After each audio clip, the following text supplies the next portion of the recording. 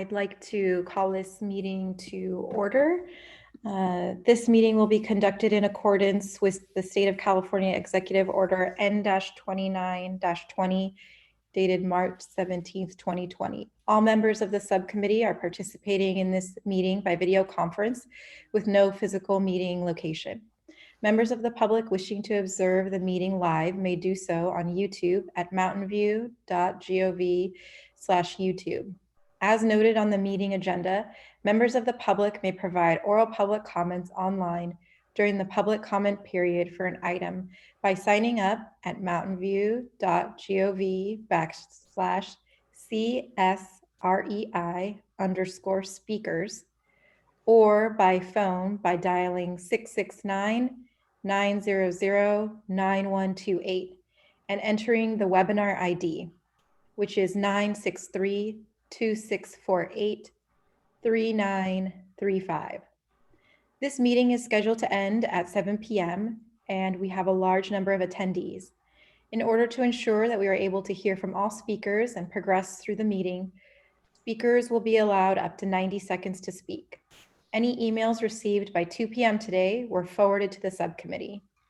Emails received after 2 p.m. will not be read during the meeting, but will be entered into the recording for the meeting. So I'll move on to item 2, which is roll call by Audrey Seymour Ramberg, our Assistant City Manager. Thank you, Vice Mayor Kamei. Chair Kamei. Here. Member Abikoga. Here. Member Ramirez. Here. Great. Thank you. All members are present. Great. I'll move on to item number 3, which is oral communications. This portion of the meeting is reserved for persons wishing to address the subcommittee on any matter not on the agenda.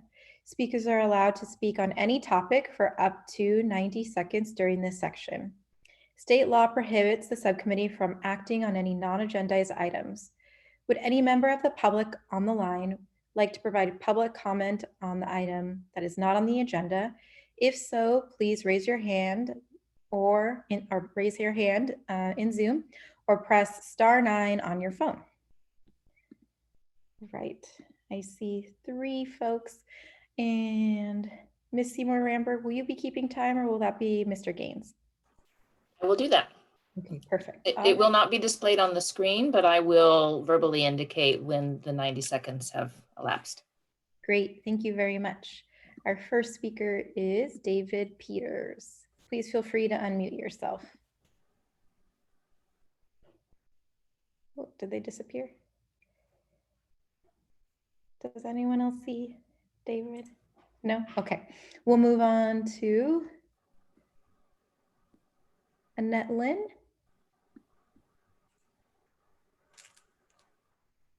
Hi, can you hear me? Yes, we can. Oh, great. Thank you. Thank you, subcommittee. And so I'm a member of the Mountain View Human Relations Commission. And last night we held a report out session for a project that's been ongoing for the past summer and fall, the last couple of months. And Audrey Seymour Ramberg has been really great support, as well as other city staff, especially the MCOP. We had almost 100 folks participate with us last night, which was really great.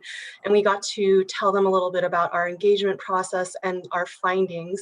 So I just wanted to let the public know that our next steps in this project with our police and community relations subcommittee is a report to the December 1st city council meeting. And there we'll share our findings with the Mountain View Police Department as well as city council. And I believe our chair, Ida Rose Sylvester, will also be on this call about an upcoming December 2nd civility roundtable that we'll be hosting. That'll be about implicit bias. So we want to really continue to engage with the public about this topic. Thank you. Great, thank you, Annette. We'll move on to our next public speaker, which is Ida Rose Sylvester. Please feel free to unmute yourself, Ida Rose.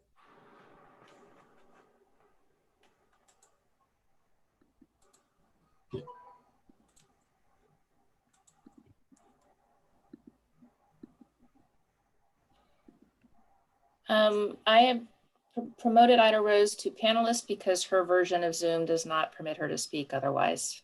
Okay. All right, Ida Rose, you're on mute and there you go. Apologies for that. I have no idea why that happens in certain forms of meetings, but I'm Ida Rose Sylvester, the chair of the Human Relations Commission, and I'd like to extend everybody on the call a welcome to our upcoming Civility Roundtable on Implicit Bias. It is called Believing is Seeing, the Power of the Mythology of Race. We're holding that on Wednesday, December 2nd on Zoom, starting at 6:30 p.m. The point of this is to talk a little bit about what implicit bias is, helping people gain an understanding and knowledge of how implicit bias impacts their life and about their own implicit bias that they have towards others. But the purpose of this event is really to engage in a dialogue that talks about how implicit bias affects our community and to collaborate in small groups around what we can do as a community to work on implicit bias together. You can register for this event at believingisseeing.eventbrite.com. Believingisseeing.eventbrite.com. Thank you very much. Have a great evening. Great, thank you very much. Okay. David Peters, please feel free to unmute yourself. Perfect. Can you hear me now? Yes. Wonderful. Good evening. My name is David Peters. I'm a member of the Mountain View Coalition for Police Reform and Accountability. Since June, we've called for a resident-led task force to examine MVPD's policies and budget, and we have recently developed 2 additional calls to action. Our first call to action is to remove all law enforcement from school campuses in Mountain View by the start of the 2021 to 2022 school year. There is strong community support for this, most recently demonstrated during last night's Human Relations Commission meeting. Over the last few months, as previously mentioned, the HRC has been gathering community stories about policing in Mountain View, and last night they identified 82 positive mentions of police interactions and 266 negative interactions. Regarding SROs, there were only 3 mentions of support for the program, which all came from parents rather than students. And on the other hand, there were 41 mentions of concern over whether police involvement was appropriate. At the high school district level, students, teachers, and alumni have petitioned the MVLA board to remove law enforcement from all campuses in the district, and to date, that petition has close to 1,000 signatures. And last night, in our sister city, Los Altos, the Citizens Police Task Force voted to recommend the elimination of the Los Altos High School SRO program. The community has spoken. We do not want cops in our schools. Please listen to the community and remove law enforcement from school campuses by the start of the 2021 to 2022 school year. Thank you very much. Great, thank you. All right. Eva Tang, please feel free to unmute yourself. Hi, can you hear me? Yes.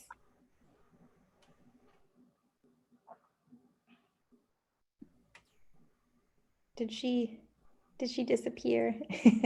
Oh, there we go. Okay. Oh, I'm sorry. Maybe it's switching between. We can hear you now. Oh, okay. Are you unable to hear me in the, hold on. Are you able to hear me right now? We can hear you now. Okay, cool. Yep, Okay. I hear you. That was weird. Okay. Good evening. It's Eva Tang. I'm also here on behalf of MVCPRA. Thanks to David for sharing our first call to action. And our second call to action is to provide city level support for Santa Clara County's Mobile Crisis Response Team, or the MCRT, with the eventual goal of routing all nonviolent 911 mental health calls directly to unarmed mental health first responders rather than police. We understand that they are stretched thin. MCRT is only 11 licensed clinicians responding countywide, especially as calls have more than doubled in recent months.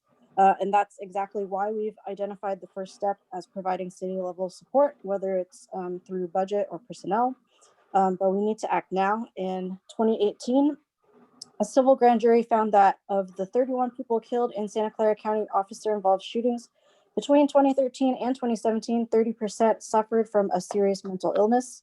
And of the 56 total police shootings during that period, including non-fatal shootings, 40% involved a mental health crisis. It doesn't have to be this way.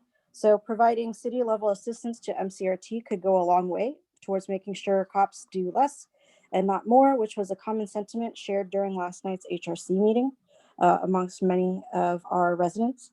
And not to mention, this is the right thing to do to protect our most vulnerable residents. So instead of playing the blame game and arguing over mental health. Thank you. Your time is up. Thank you. Thank you. Thank you. All right. Our next speaker is Trini Inoue. Hi, can you hear me? Yes, we can hear you. Good evening. My name is Trini, and I'm also here on behalf of MVCPRA. As David said, since June, we have called for a resident-led task force to review MVPD's policies and budget. Tonight, city staff is recommending a public safety advisory board, which is tasked with holding even more public forums. This will be in addition to the city council and town hall meetings where hundreds of community members spent countless hours voicing their concerns, and the HRC listening forums, during which there were 266 expressions of the need for improvement from MVPD. The community has showed up time and time again to ask the city for change. So after 5 months of public forums, it's disappointing and frustrating to hear the city say they still haven't heard enough. But maybe we do need to keep talking about this because sometimes it seems like the city and the public are having two different conversations. The reason the report gives for not choosing a more rigorous oversight model is that Mountain View hasn't had an officer-involved shooting yet and doesn't suffer from deeply eroded public trust. The report uses the word trust 18 times, but accountability is only mentioned 7 times. This conversation that we're having is not just about trust. This is about right and wrong. It's wrong that students go to school in fear of SROs. It's wrong that people experiencing a crisis see a cop before they see a mental health expert. And it's wrong to prioritize good PR over accountability. Thank you. Okay, thank you. I don't see any phone numbers called in, and I think that's everyone's hands. So I will move this back to item 4, which is minutes approval. I don't know if my colleagues have a motion or comments. No comments. I'm happy to motion to approve the minutes. Great. I'll second motion. Great. So I look to Ms. Seymour Rampert. Can we just do hands or do you need a roll call vote? I'll do a roll call vote. Can I take a public comment before we do that? Yep. All right. So we have a motion and a second. I see a hand. So Eva, do you have comments on the minutes? No, I don't know why that my hand is still raised. Sorry. Okay, no problem. Okay. So I see no public comment on minutes approval, so I'll turn it back to you. All right, I believe there's a motion and a second on approval of the minutes. Chair Kamei? Yes. Member Abikoga? Aye. Member Ramirez? Yes. Motion passes. Great. So that motion passes unanimously. We can move on to item number 5, which is business items. It's 5.1, the update and discussion of the Race, Equity, and Inclusion Action Plan. This item includes updates from the HRC's community engagement on local policing, the MVPDX Community Police Educational Program, and the MVPD Research Fellow. This item also includes a presentation of staff's recommendation regarding a community police oversight model for Mountain View. Subcommittee members will ask any questions they have following each of the presentations. The public comment period will follow the conclusion of committee member questions related to the staff's recommendation on community police oversight model. So I will turn it over to item A, which is an update of action plan efforts. Mr. Melvin Gaines. Good evening, Chair Kamei and members of the subcommittee and members of the public. Wanted to begin tonight by providing an update on what the city has been up to since we last met October 5th. As we do have one of the components of the action plan is for celebration and recognition of diversity, and the Mountain View Library put on a number of events to do so. They hosted renowned author Jemiah Wilson for a discussion on race, and they also held a 2-part series on the neuroscience of implicit bias. Other advisory body boards have done a lot as well, planning events for the upcoming year, with the HRC, as you know, doing the HRC listening forums, which we'll hear more about from the Assistant City Manager. In addition to that, we've primarily been focused on the policing matters. Tonight, you will hear an update from the HRC Community Listening Forums, learning more about what happened last night. You'll also hear an update from Deputy Chief Chris Chung on MVPDX, and he'll introduce you to our new research fellow who's going to help us further analyze much of our MVPD contact data, as well as help us to identify ways to better analyze Mountain View police data. Instead of me trying to update, I'll actually just pass it now to Audrey Ramberg to provide an update on the HRC listening forum. Thank you, Melvin. I'm going to share my screen.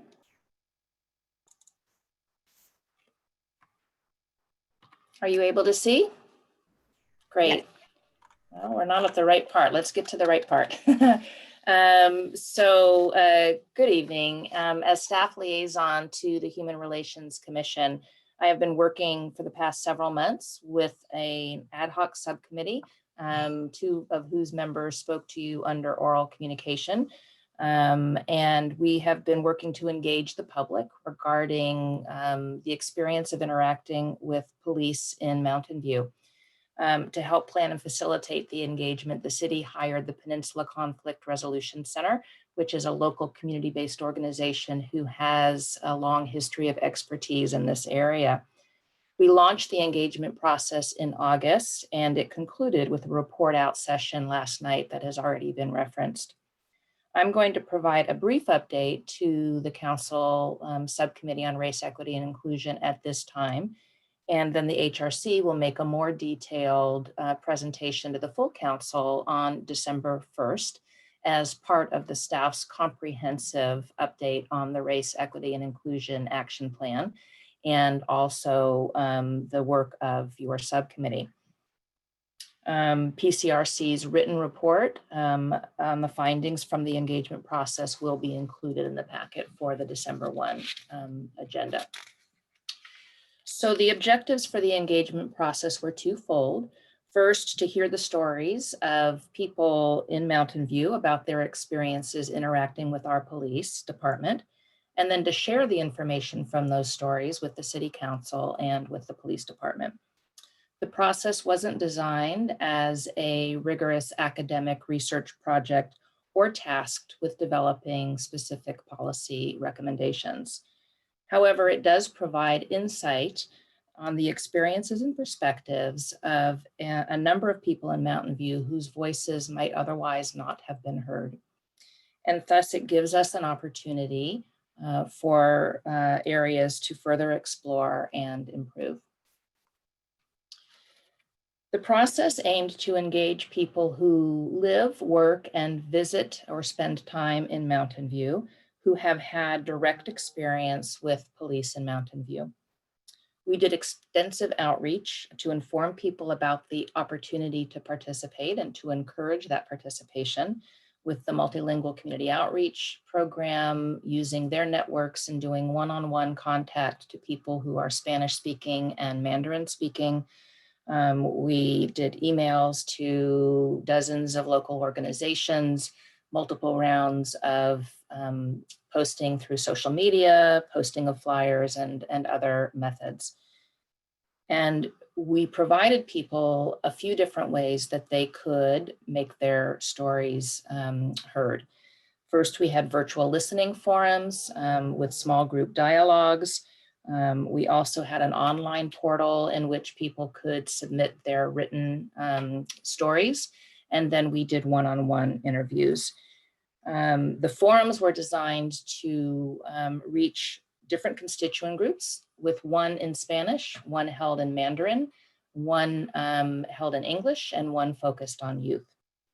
The interviews were done to connect with people who might tend to be harder to reach, including homeless and unstably housed residents, as well as interviewing local business people and nonprofit leaders.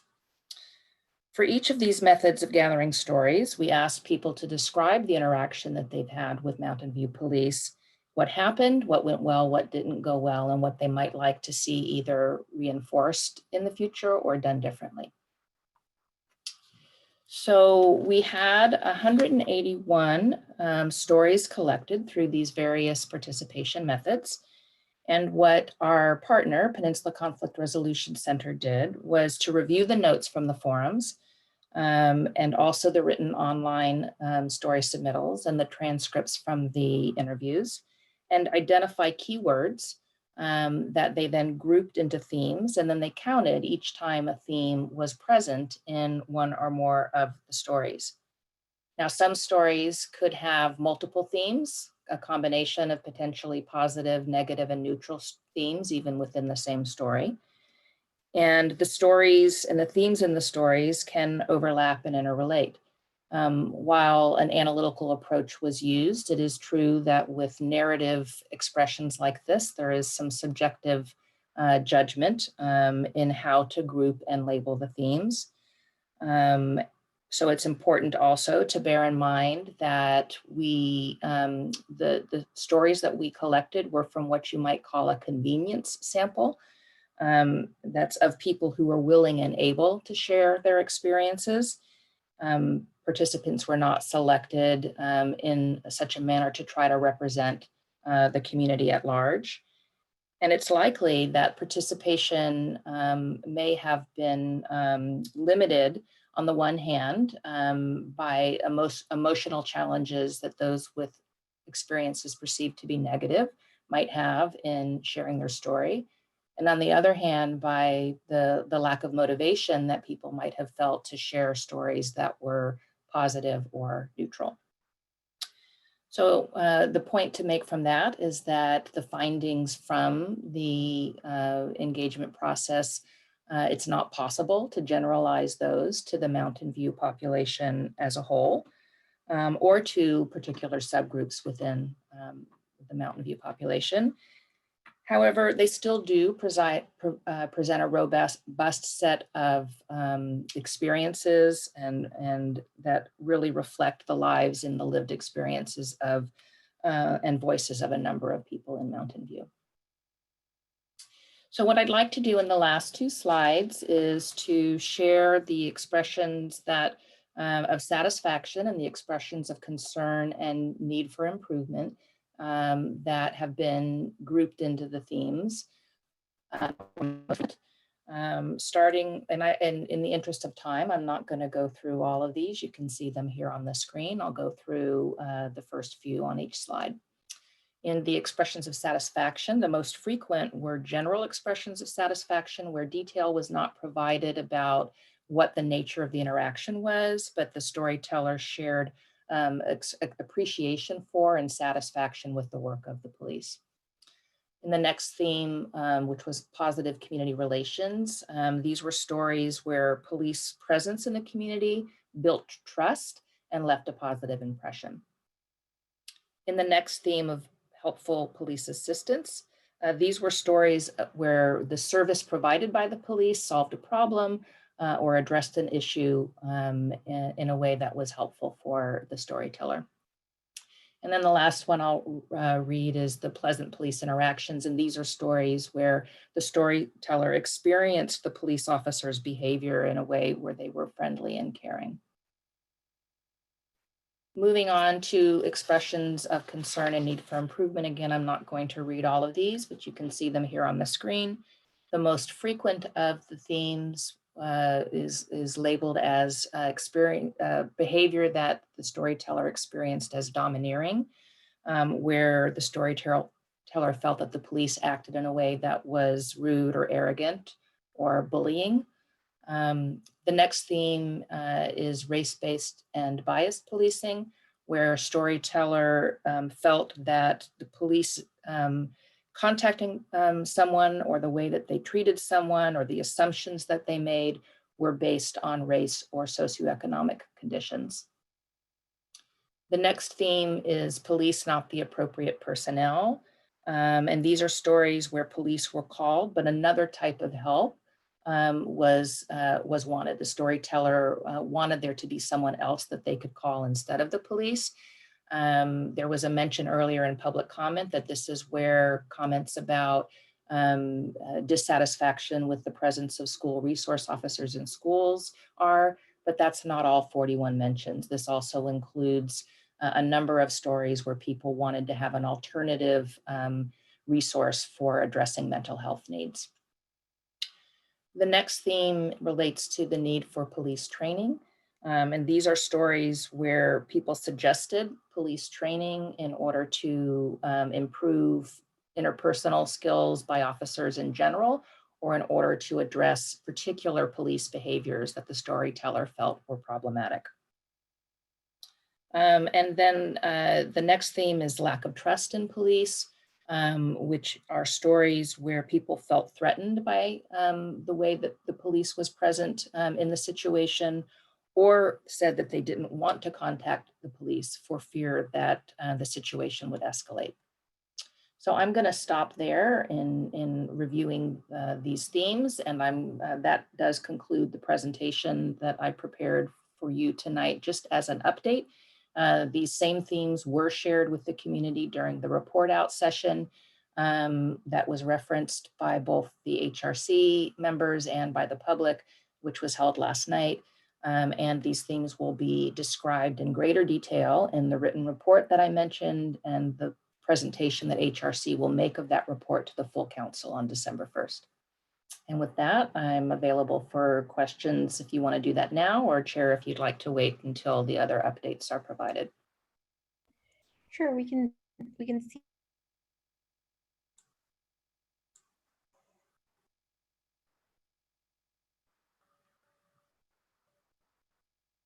Looks like we have lost the chair. There you are. Hello, sorry, am I back? Yes. Sorry that it cut me out. Do subcommittee members have questions? I see hands, so I'll go to Councilmember Ramirez first. Thank you, Chair Kamei. Just one question. So for the expressions of concern and satisfaction, do we also collect demographic data for anyone who is, and then my apologies if I missed that. So there's demographic data for each. Okay, great. And so. Oh, no, I'm sorry. I'm nodding that I'm hearing your question, and no, you did not miss it. We do not have demographic information across all data sources and all stories. We did not, well, when people registered for the Zoom forums, they had the option to provide that information. We also had polls within the forums, but people did not across the board participate in those polls. In the online story, we did not ask that information, although some people volunteered it in the course of telling their story. And in the one-on-one interviews, there were some observations that the interviewer could make with regard to the race or other demographics of the interviewee. But we do not have those frequencies divided by demographic, and we would not be able to provide that. Okay, so just generic demographic information for the participants who chose to share it, but we're not able to provide, if we were to sort of put all of this on the table, we couldn't say, here's where these expressions fall based on ethnicity. Okay. And we can't unfortunately even say that of all, so there's 181 stories. That wasn't 181 people, because there were a few people, not very many, but a few people who gave more than one story of different interactions that they'd had with the police. And so of those 181 stories, we would not be able to tell you how many of those stories were of different demographic backgrounds. And also we cannot break up the findings in that way. The one thing that I could say, because we did have forums that were specific to language, that in the Spanish speaking listening forum,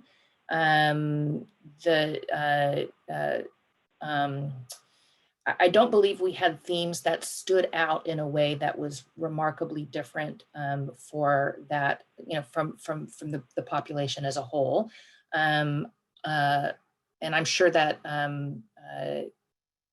when this gets presented to the full council in December, if we have the ability to say more on that, we'll be prepared to do so. But we did have outreach that we did that indicated that there was reluctance to participate in the process on behalf of many people in the Spanish speaking community because of feelings of fear and just not being sure, was it okay to come and talk in an open and honest way about their experiences, if not, sometimes not even just here, but in other places. And then the other thing I would say is that for the Mandarin speaking listening forum, there were differences for that group compared to the results overall across all subgroups and all forms of story submittal, in that the experiences shared and the expressions were uniformly positive. Great, thank you. That's very helpful. Great, thank you. Mayor Abekoga? Thank you. My question was actually very similar to Councilmember Ramirez's, and just, I guess, more specifically, I don't think I saw it in the staff report, but are there just numbers in terms of participants for each of the different listening forums that we had? It was not in your report. That there's some summary of the themes from the engagement process in the report that Melvin will share. It did not include participation numbers. There were 87 participants in all of the listening forums, and the written report will say how that broke down between the four. And if I can just take 1 second, I will reference that to tell you that it was 45 in the English speaking forum, 15 in the youth forum, 10 in the Spanish speaking forum, and 17 in the Mandarin speaking forum. Great. Great, thank you. You're welcome. Great, thank you. And then I just have 2 things.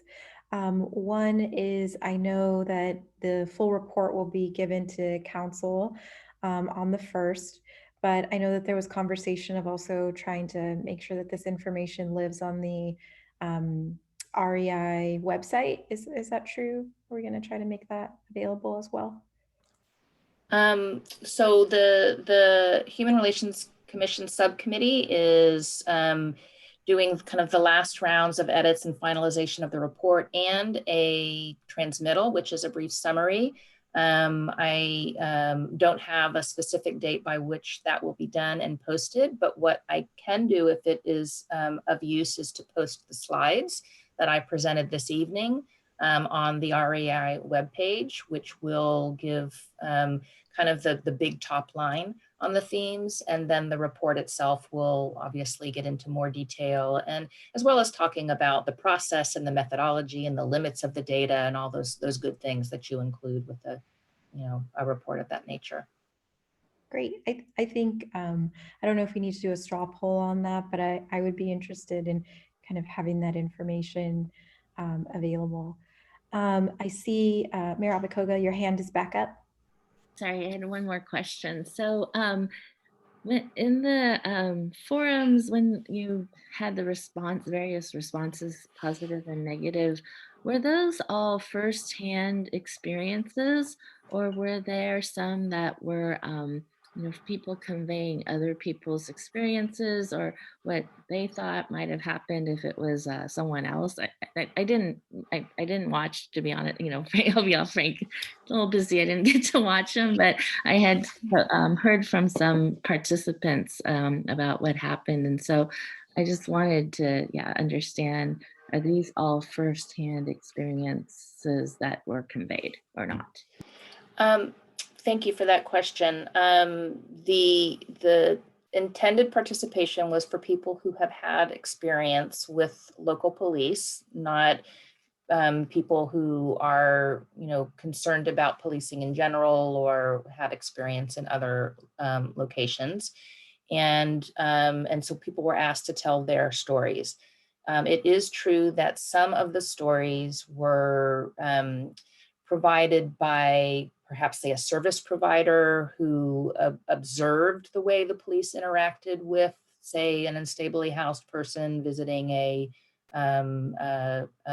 Hope's Corner, for example. That's an example where somebody was presenting a story that was their story and that they observed it, but it wasn't something that happened directly to them. But in that kind of the concept of police presence in the community, there were stories where people were observing police in the community without it being a direct personal interaction.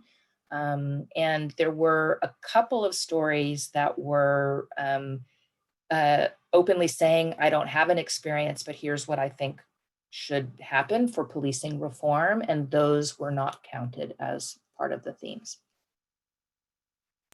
Thank you. All right, thank you. I don't see any more hands. I do see hands in the attendee box, and I just want to let folks know we are hearing the various reports, and then we'll move to public comment. So I just want to remind folks that have their hand raised that we will hear from you. We're just making our way through. So shall I turn it back to you, Mr. Gaines? Sure, thank you. And also, we wanted to provide an update to another outreach effort that we did over the last couple of months, in addition to bringing on a research fellow. And I will pass the floor to Deputy Chief Shung to provide updates on those two areas. Good evening, Chair and members of the subcommittee and members of the audience. As I try to multitask here and pull up and share my screen, bear with me. Just want to confirm that you can see the presentation. Yes, we can see Okay, it. great, thank you. I wanted to just give a little bit of a chance here, and before I do, Deputy Chief Shung serving here, and soon to be taking over in the role of Police Chief at the end of December. And I'm glad to be here and give you just a chance and an opportunity to share a little bit about a program that we held over the past couple months. I do want to say that we've had a long history of listening and engaging and being a part of our very vibrant community. We very much enjoy all of the different opportunities that we've had to interact with our community, especially the ones pre-coronavirus, and I look forward to the day that we can do that again. MVPDX was originally modeled after a Stanford Hospital engagement program where community leaders and executives basically attended like a 2-day program where they learned about the hospital. So kind of following that format, we set up, and this actually took place earlier in a pre-coronavirus environment where we were able to give a 2-day experiential kind of show and tell, if you will, to a cohort of people. So we've been doing that. And then unfortunately, in the immediate aftermath after the death of George Floyd, we've started to receive numerous requests for more information on what we do, how we train, and ultimately how that impacts the community. We recognized that we needed to create a space for community members to come and speak to us directly about their questions and their concerns, and learn and digest this information and have direct access to subject matter experts, not only to receive answers to their questions, but also to discuss with us their vision, their thoughts, and hopes when it comes to what policing might look like in Mountain View, so that ultimately we could be leaders in our profession, and not only in the region, but across the country. So utilizing the bones of kind of the earlier program that I mentioned to you, we basically tweaked it because now we're in a coronavirus shutdown environment. So we understood that we had to somehow create a virtual environment to do the same thing. We retooled the program to have a focus instead on more of a collaborative discussion around the current state of policing, community policing, and bias in the police. And these were three themes that we were seeing consistently in conversations we were having with the community members. And I should note, even in the days over the summer, I too, myself and many members of our leadership team fielded many phone calls and spent a lot of time just speaking with members of the public on issues and concerns such as these. As you can see here, we built the program to be very much of a listening and learning environment where community participants would be able to ask us questions and share concerns in a safe space. And in turn, we could discuss with them policing in Mountain View and share our goals and vision as it relates to our community and hear from them about collaborative efforts and potential for improvements to truly make us to be at the forefront of progressive policing. So it wasn't an environment where we wanted to basically preach at anybody. We were very much in a high listening mode ourselves to find out more about how the community felt. Initially, the program was built out into 7 days, primarily taking place over Zoom, and with the final day being one that the participants would build themselves based on what had been discussed and what they'd wanted to explore earlier. So week to week, as certain topics rose to the top, some might get parking lotted and returned to, and some maybe the cohort felt they didn't have as much interest in, so they would move on. So it's very much dictated a lot by what the group wanted to hear. To build out the program and to work out the growing pains, we initially handpicked. You're just a little choppy. Oh, okay. Should I slow down or wait for it to? I don't, I thought it was just me, but it's not. Okay. Yeah. So it's kind of like a little, like we hear you, but it's staticky. Okay. Let me see what I I don't know, maybe if it's your headset or. Let's see. How much of that did you get? I mean, we can hear you. Okay. And we can mostly understand it, but I just wanted to let you know. Okay. Before you continued. Right. I was just troubleshooting on my end to see if it was just me. Okay. Let me. I can't think of what else I can do. Let me kill some browser windows and applications in the hopes that maybe it is a buffering thing. I will not kill PowerPoint, so that would be bad. Is it any better now? A little bit, yeah. Okay. Great. All right. Apologies for that. The wonders of technology. Yes. Okay. Yeah. Please let me know if it breaks up or if I need to repeat any sections. Sure. Okay. Just to give you some background on the first cohort, this cohort consisted of local police reform activists, to include a couple from the MVCPRA, concerned community members who had contacted us over the summer, including a member of the faith-based community, a mental health advocate, and also designed to incorporate and ensure that people of color had a strong voice to be able to be heard when we discussed the themes that were sparking national dialogue and that we were hearing reverberated at a local level. So these themes of bias, community policing, the current state of law enforcement, and its future. These, we understand, can be very emotional conversations, and one of the key features that we built into the program was that it be adaptable, particularly in the age of COVID-19, with modifications to allow us to do mostly virtual via Zoom, with a couple safe, select in-person experiential days.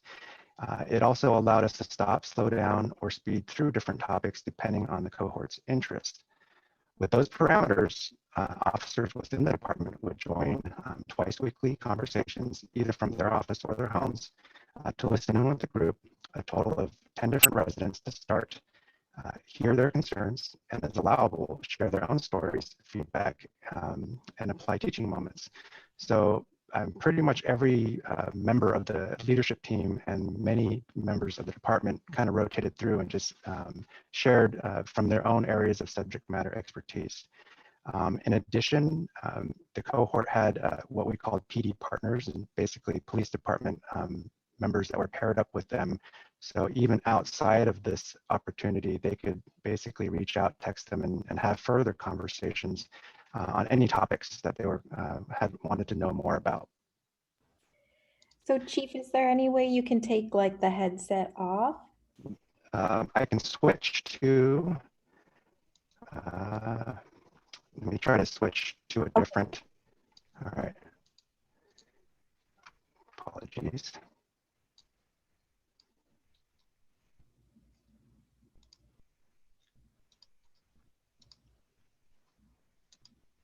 I'm going to stop sharing just for a second to try to troubleshoot that.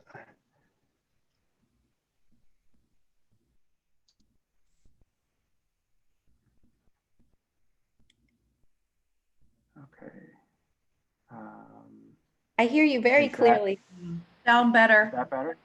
Yes, Yeah. Okay. so much better. So wonderful that I spent all that money on a nice high-tech headset.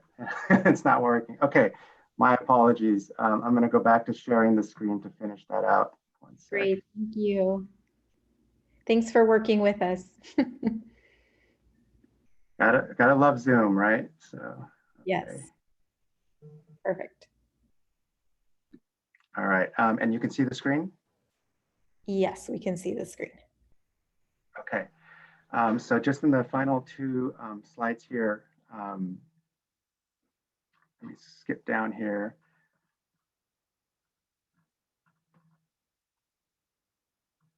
So although we were only slated for 7 sessions as the final day approached, it turned out that it was meant to be a marathon discussion around 3 different themes, right? Police, bias in policing, policing presence, and police community collaboration. The cohort and the members of the police department had very frank discussions about what it meant to continue this conversation. And the cohort provided additional feedback stating that they wanted to have even more time to really talk and drill down even more on these different types of changes and ideas. We learned from the cohort that more time wasn't just needed, it was wanted, and that the group wanted the opportunity to connect, to converse, and to collaborate. Despite all these differences and different mindsets, mentalities, and backgrounds, something really came out of this was just the desire to interface, to talk, to come to the table and listen and really have genuine dialogue and conversation. So there were a lot of profound discussions on topics such as school resource officers, pretextual stops, mental health outreach. And while this work is really only beginning, these conversations were pivotal for all of us to better understand the different suggestions that are out there. So I really do appreciate the collaborative nature of the participants that were there.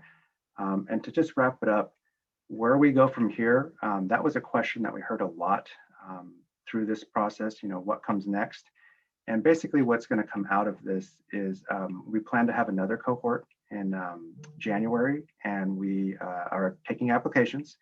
So if you're interested, please by all means reach out to us on a number of our different social channels or email us, police@mountainview.gov.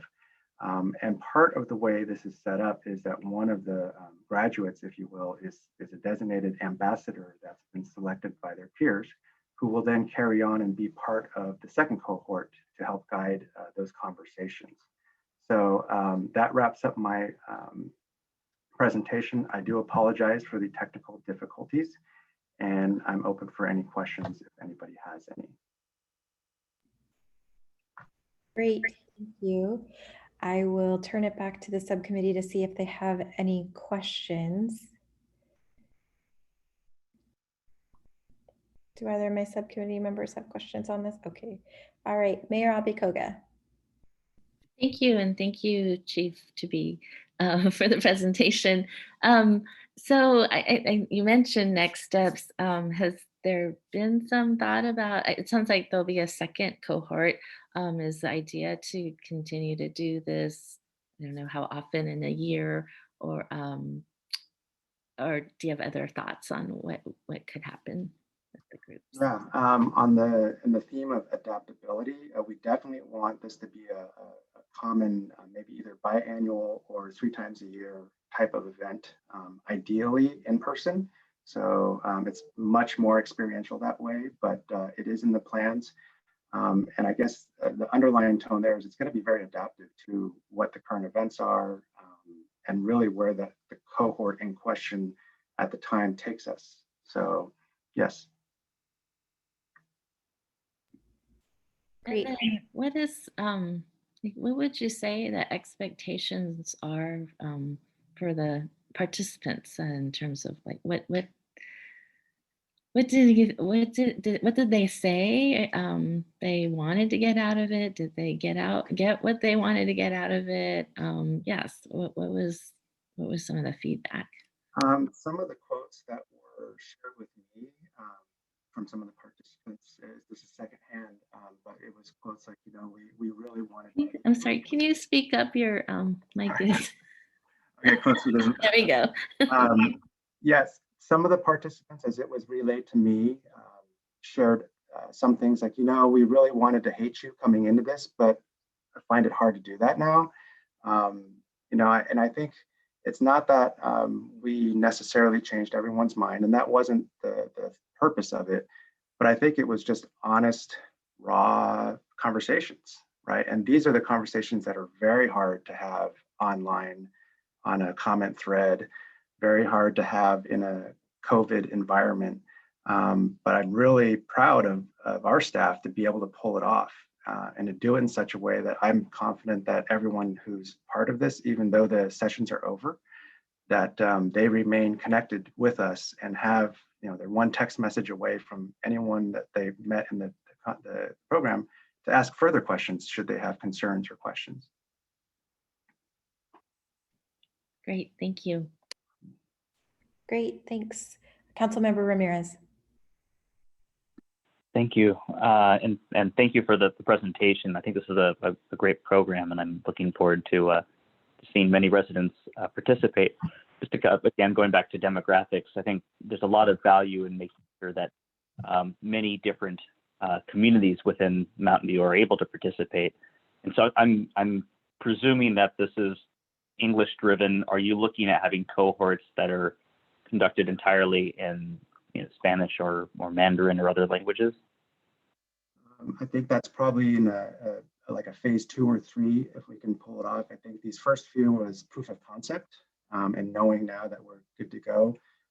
We certainly have the staff on hand that are bilingual and could likely pull it off. On the Mandarin side, I'm going to have to brush off a little bit of my Chinese school days, but definitely would be of interest of mine as well. That's phenomenal. I'm glad to hear that. And then within the participants for the existing, or I guess the first cohort, is it a fairly racially and ethnically diverse group, or are you finding overrepresentation from certain groups? How are we sort of promoting it so that way we have a very good representation across the community? Yes, it was quite a diverse group.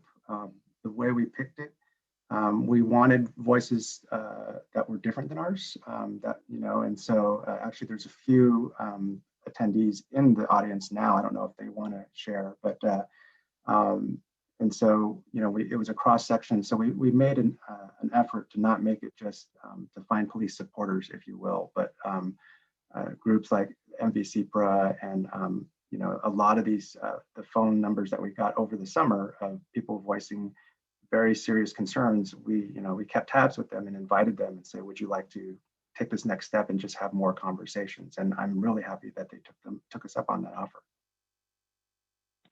That's great, thank you. And then final question, this is probably a little bit more challenging, but I know one of the challenges with great programs like Leadership Mountain View is they occur during work hours. You have to take a full day off, and so it's maybe less accessible to lower income people.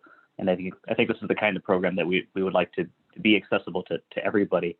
So just maybe for our benefit, are these, this is a full day, right? Is it kind of like Leadership Mountain View in that respect? And are there ways that we can maybe try and find opportunities to accommodate the schedules of lower income people who may not be able to take a day off? Yeah, actually, the format for this one were evening, like after work hours, typically 2 to 3 hours, like on a Wednesday night, and then there were a few sessions that were longer on a Saturday or Sunday. But the feedback we got, I mean, that's a lot too to kind of take a day off, a Saturday away from somebody too. So we're continually kind of tweaking it and taking the feedback we got from the participants to then retool the next one and maybe. But to your point, we'll probably keep it after hours so we can get participation across the board. Great, thank you very much. All right. So I think that's our questions for you, Chief. We can move back to Mr. Gaines. Is that right? Yeah, at this point, I'd actually like to introduce our research fellow who we recently brought on, Mr. Alex Stevenson. A lot of this is going to be repetitive again because we're talking about policing, and part of my report is discussing some of the things we're looking to further address, but we're very happy to bring on Mr. Stevenson as a research fellow. I'll allow him to introduce himself. Actually, I'll allow Deputy Chief Chris Young to introduce him because he's working as part of the police chief's office in concert with the city manager's office to explore policing matters. But with that, I'll allow Deputy Chief to give an introduction. Thank you, Melvin. Yes, so over the last few months, many in the audience may have heard us allude to We're so sorry. Can you lean forward or yell? I will project. Thank you. Yes, over the summer, some of you may have heard us allude to a Stanford Fellow, and this was to help us understand data. And so our wonderful partnership with Stanford University, and I'll let Alex dive a little bit more into that, led to a process to look around and find a researcher who had a background and some expertise in this area. And really, the way it's going to work is Alex is reporting to the Office of the Chief. In my meetings with him, as you will find, is very intelligent, bright, and really he's been given unfettered access throughout the department.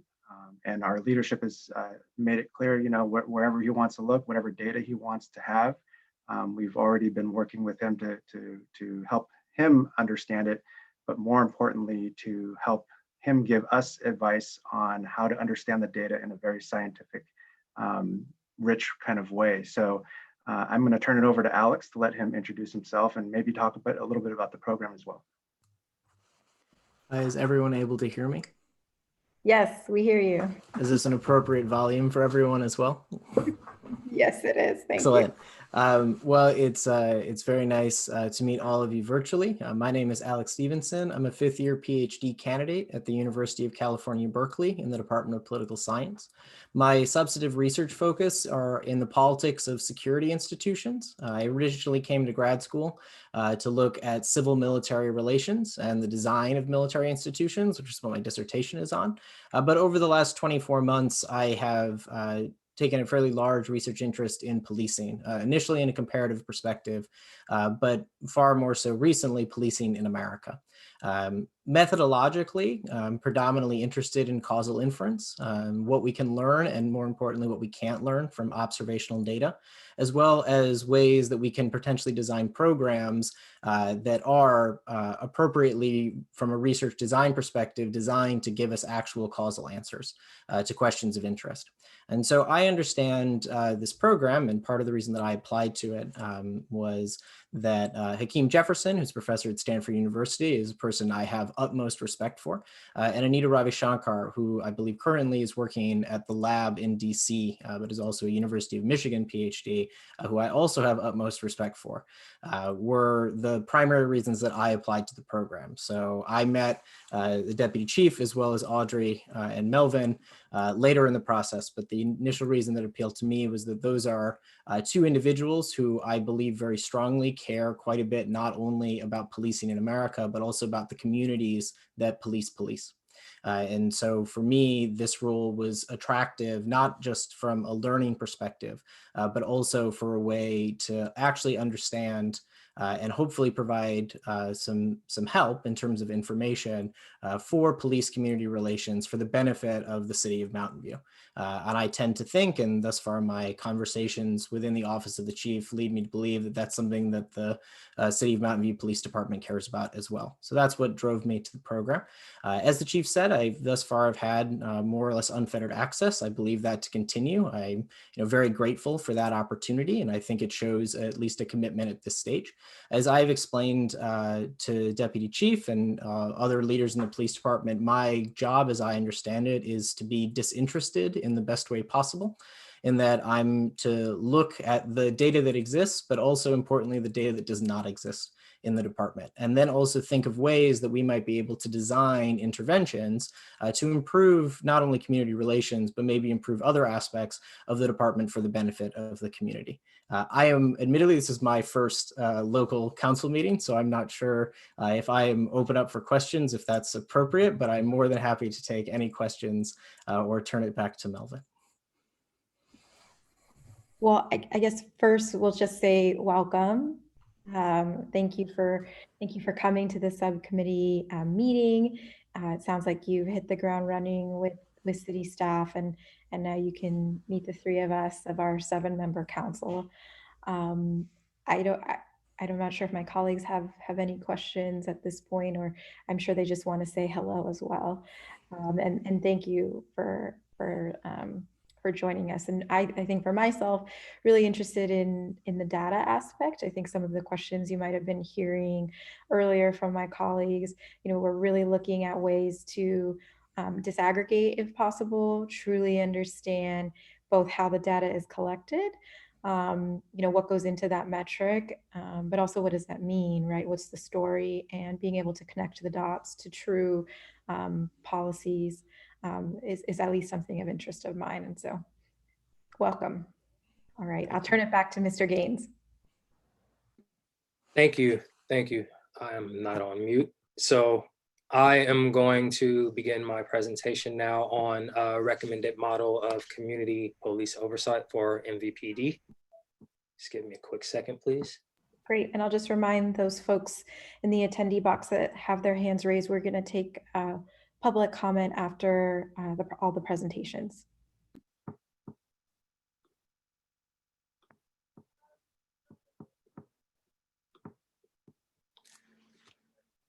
All right. Good evening again, continuing with our discussion of the RAI Action Plan police efforts.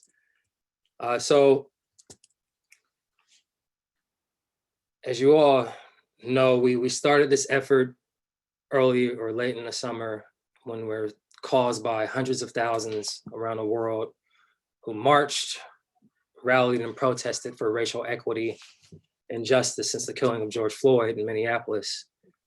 Those calls for justice related to policing in the United States have also included calls for greater community oversight and accountability of police departments. Mountain View residents have expressed interest in creating a formal opportunity for community members to engage with MVPD, review MVPD policies and practices, as well as to participate in the decision-making related to law enforcement and the ways that MVPD operates. In June, this subcommittee expressed interest in exploring whether or not community oversight models were appropriate for Mountain View. And since then, staff has researched various community oversight models, discussed public safety matters with Mountain View stakeholders. We've worked with the cohort of Stanford University researchers, as well as some of our neighboring jurisdictions, city leaders from neighboring jurisdictions, to explore approaches to community and police oversight and other public safety matters. As I presented in August, I found that there are 4 primary models of police oversight. There are investigative agencies, auditing and monitoring agencies, temporary task forces, and review boards and commissions. With investigative agencies, the primary function of investigative agencies are to conduct independent investigations of complaints against police and to make findings on the validity of those complaints. Typically, they are staffed by professional investigators. And in some cases, they have the authority to make disciplinary decisions. And in other cases, they recommend disciplinary decisions to police chiefs. Normally, investigative agencies don't provide opportunities for additional public input. That's greatly due to the fact that they're dealing with personnel complaints, which are often confidential. Communities that often have investigative agencies are communities that have experienced the significant erosion of trust and goodwill, and sometimes have had controversial events. Considering auditing or monitoring agencies, those agencies are agencies which perform systematic reviews of police operations and internal investigations, and they ultimately make recommendations for how police agencies can improve.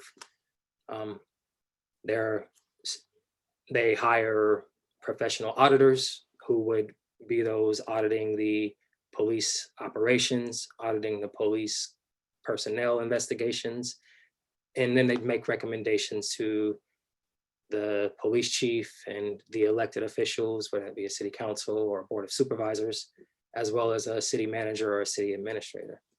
Again, the auditing and monitoring oversight body does not provide many opportunities for members of the public to provide their input into what occurs. And similar to the investigative agencies, communities that have auditing or monitoring agencies often lack trust and goodwill in the community police relations. And there is little room for the community and police to work collaboratively due to the erosion of that trust. Temporary task forces are normally a body that is formed for a fixed period of time and tasked with evaluating police department policies and practices. They're normally comprised of diverse community members, sometimes resident community members, other times community members who are representative of different professions, maybe people who are mental health professionals or people who represent the faith community or people who represent the activist community will participate in a task force.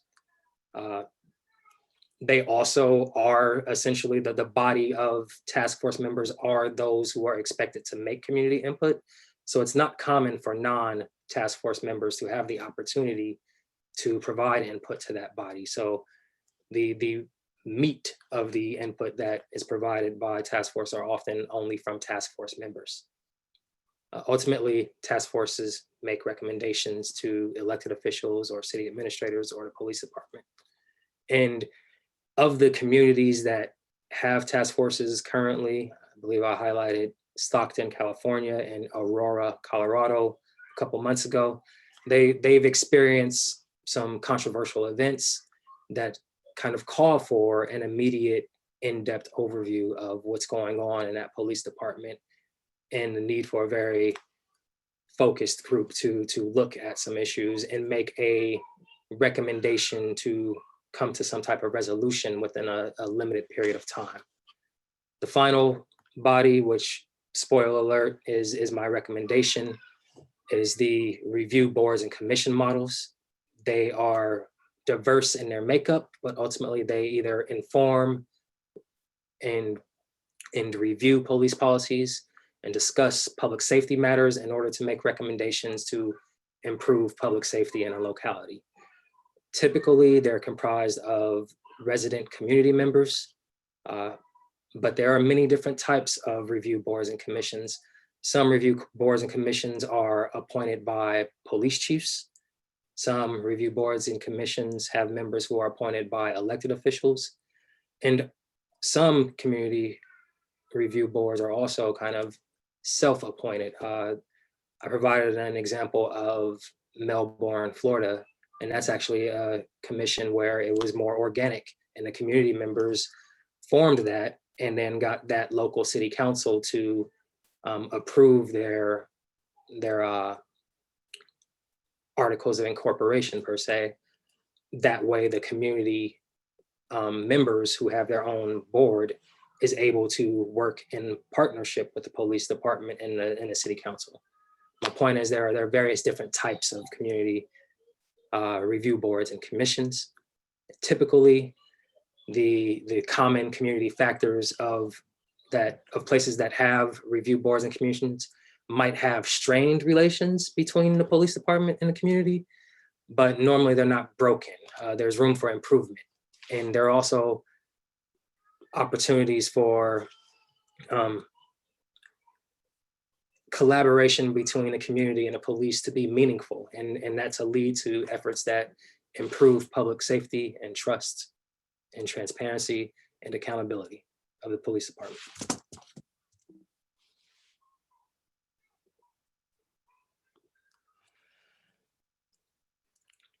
In an effort to assess what community oversight model would be best for Mountain View, I ultimately had, look at it from the view that the best oversight model is that is the best fit for Mountain View's culture and addresses Mountain View's need. I pose the questions: where does public trust and accountability of MVPD need to be increased? And how might a community oversight body accomplish that increased public trust and accountability? In order to do that assessment, I examined Mountain View crime statistics, Mountain View Police Department's contact and use of force data, as well as community feedback on policing.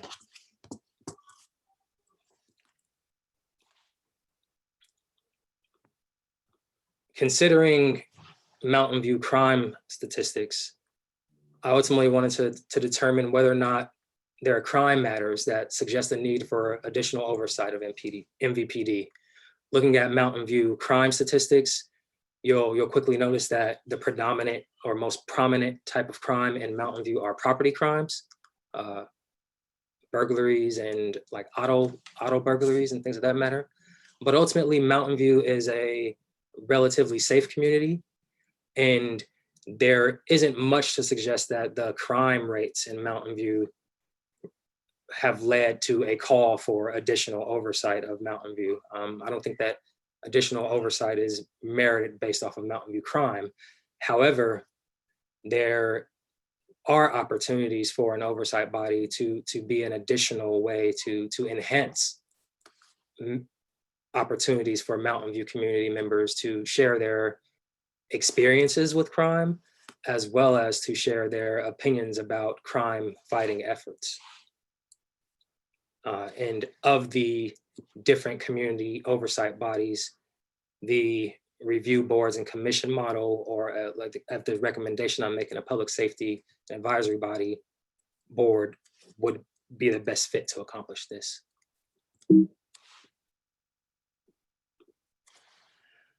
Looking at Mountain View Police Department contact data, again, asking the question, does contact data suggest the need for additional oversight? What the contact data shows, something that sticks out and something that we've heard many comments about in public meetings, is that people of Black and Hispanic races represent a larger proportion of Mountain View Police Department contacts than their proportion of Mountain View's population. That holds steady even when we control for the community that a person who was contacted by MVPD lives in, whether or not they're a Mountain View resident. While some can assume this means that there is bias in MVPD policing, the fact of the matter is we don't know yet. We don't know, and we're very interested in finding out. You've heard from Deputy Chief Shung today, and you've heard from Alex. We are actively looking at the data that exists, as well as trying to identify the data that doesn't exist and ways to collect it, because we are trying to answer this question. And again, once we find an answer to that question or have a report on that data, it would be a good opportunity for community members to provide input on that data and to tell the story of how that data, how they think we should respond to that data, as well as to share their experiences, because the data alone can, as we've seen from the HRC listening forums, the data tells one story, but people's experiences are valid as well. An oversight board where community members can share their concerns and make improvement recommendations would be an effective tool to enhance our efforts as we try to address any potential bias that exists.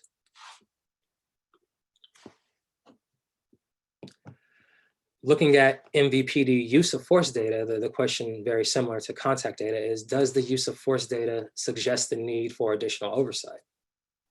Ultimately, MVPD has a low use of force to arrest ratio. From 2015 to 2019, MVPD made 8,408 arrests, and of those 8,408 arrests, there are 145 documented uses of force, which is less than 2% of those interactions. There was a use of force. MVPD documents a use of force anytime either an officer reports that they used force, or when a person who was arrested or had an interaction with a police officer reports that that use of force was used or that they're injured. The types of force that are commonly used or that have been used of the Mountain View uses of force, uncontrolled takedowns were the most common use of force. And looking at some of the other uses of force that are concerning, they occur on much smaller rates. In fact, we've had in the last 5 years, no firearm, carotid restraints, pepper spray, or canine uses of force, nor any major injuries or fatalities. Despite there being a low use of force to arrest ratio, that does not mean that there is not room for improvement. Does not mean there's not an opportunity to explore uses of force in Mountain View. It does not mean that there's not an opportunity for community input. We believe that a community advisory board can provide the opportunity for residents to look at MVPD use of force policies and provide feedback on those, and maybe provide some recommendations of ways to improve that policy.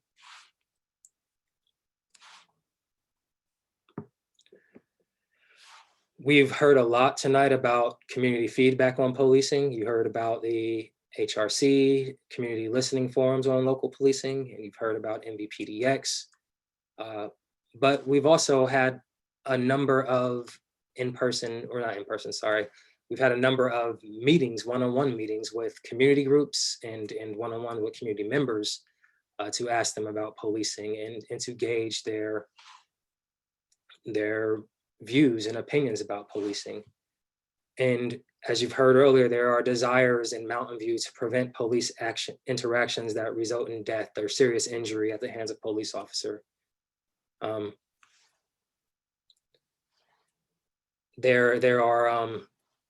There's positive interactions where people applaud MVPD in the way that MVPD officers act in public. And there's also many areas where we hear of negative interactions, and each of those comments or opinions are valid. And ultimately, the takeaway and community feedback on policing and whether or not that calls for additional oversight, the answer is yes, there's a desire for increased community input on policing matters. Considering all of those, that like in a trying to answer the question, where does public trust and accountability of MVPD need to be increased? And how might a community police oversight body accomplish increased public trust and accountability? What we know is we don't have extensive complaints that suggest the need for an investigative body or an auditing agency. Currently, the MVPD personnel complaints are audited by the city attorney's office, and it's a small number that we receive per year. So it's something that seems to be working. And we also don't have a significant amount of tension between MVPD and community members that suggest there's a high level of community distrust of MVPD. So I don't recommend a investigative agency or a auditing agency beyond our existing auditing model. We do have a number of community members who have had negative interactions with police. We have a number of community members who would like to see changes to MVPD's responses to mental health related calls for service. And as you've heard tonight, some community members would like us to modify how we operate in schools, whether or not school resource officers. These are all valid concerns that I believe we need to further discuss. And a task force, a temporary task force, could be an effective vehicle to explore these issues. But the recommendation to ultimately have a public safety advisory body is due to our belief that that better serves the community. It provides the opportunity for community members to discuss public safety matters and to learn more about public safety matters and to provide voice to the community as a whole on public safety matters. But it does so on a sustained basis as opposed to being a focused 6-month effort. This is a sustained community advisory board that we are recommending. Not a forum to voice things necessarily, but a body that could evaluate, that can explore and examine policing issues and make recommendations. The Public Safety Advisory Board that we are suggesting would act solely in an advisory capacity. They don't write policy, that is the city council approved policy, but they can make recommendations on policy matters. So it would be tasked with holding public forums where they could receive additional community input beyond that of the members, but ultimately they'd have the opportunity to make recommendations for improvements. We suggest that the advisory body have up to 7 members appointed by the city council. And we also have some guiding principles of the type or the composition, that the composition of the advisory body should be. And it's basically appoint members who bring diverse representation to the body. Mountain View residents from different neighborhoods of varying ages, races, professions, cultures, etc., to ensure that the voice of the Public Safety Advisory Board is not homogenous and that it is inclusive and it includes people who might have different types of experiences and interactions with police departments, police officers. As far as the staffing of the Public Safety Advisory Board, this would operate as most advisory bodies do in Mountain View. We think that it should be staffed by 2 people. One of those people should be a member of the command staff of Mountain View Police Department, and another member should be a non-sworn, non-police department employee appointed by the city manager.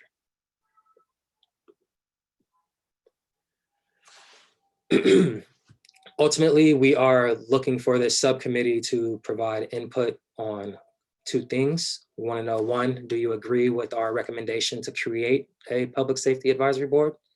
And we'd also like to know any general feedback you have regarding the characteristics of the Public Safety Advisory Board. Depending on your input and your recommendations, we intend to present the recommendation to the full city council on December 1st. And if the city council approves the Public Safety Advisory Board, the city manager and police chief will appoint staff liaisons and will develop a recruitment plan and bring applicants back to the city council for appointment. And with that concludes my presentation. Figure out how to stop sharing my screen.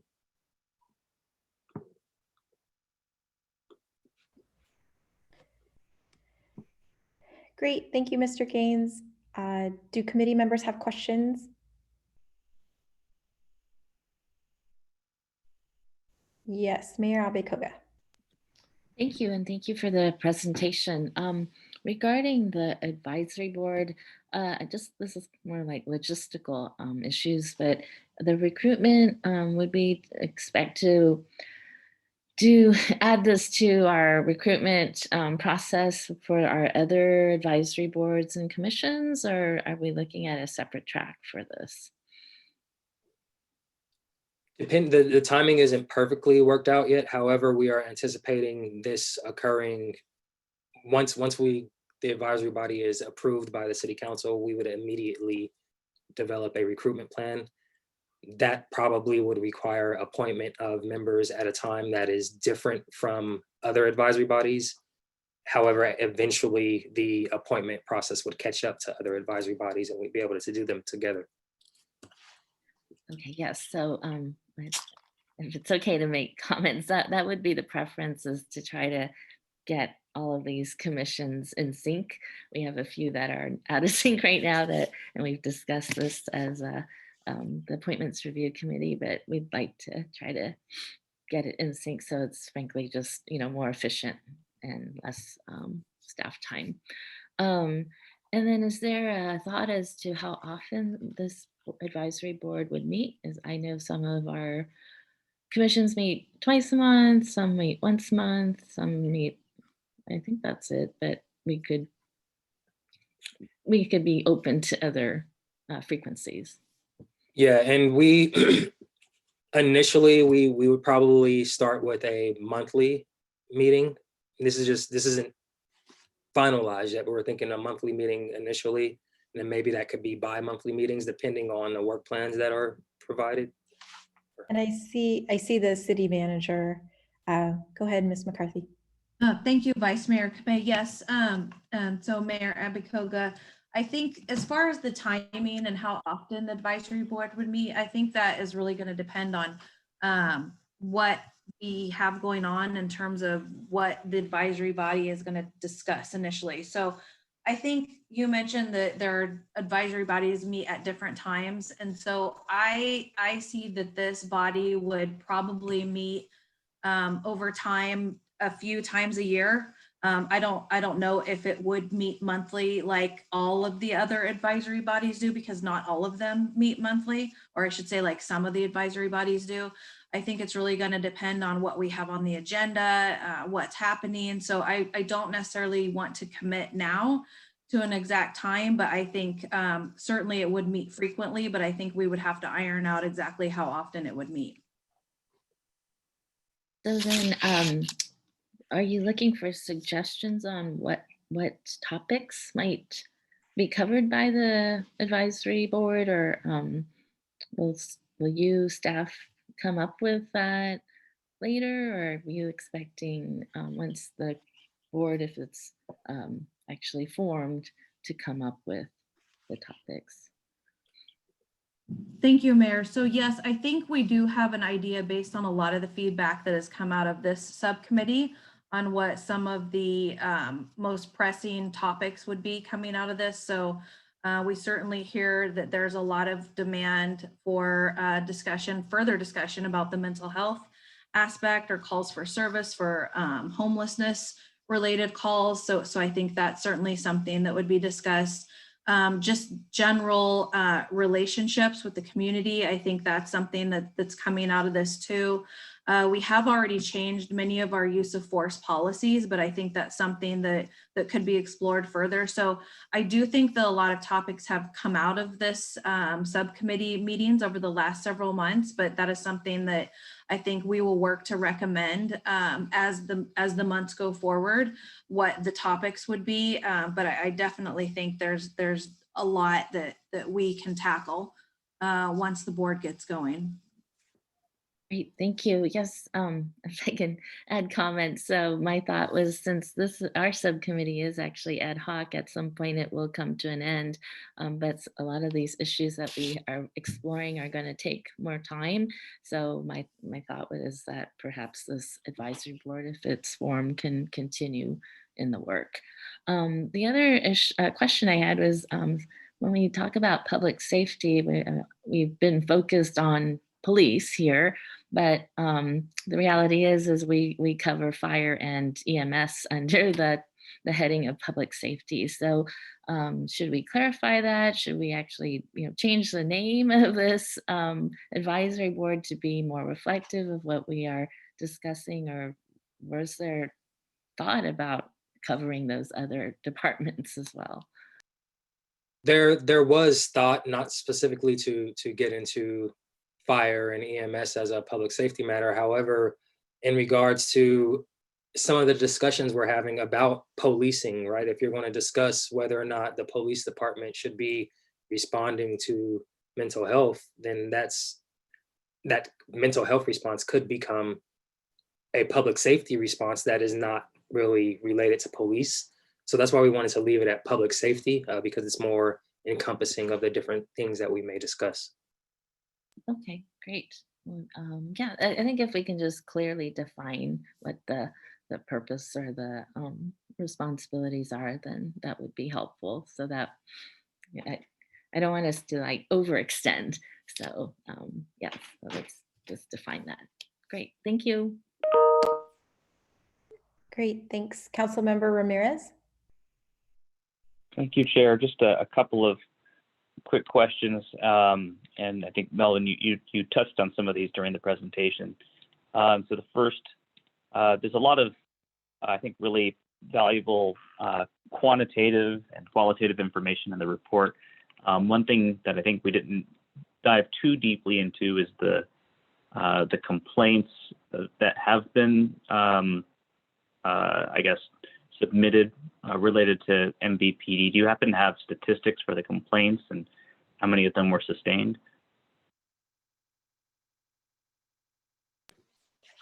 Yes.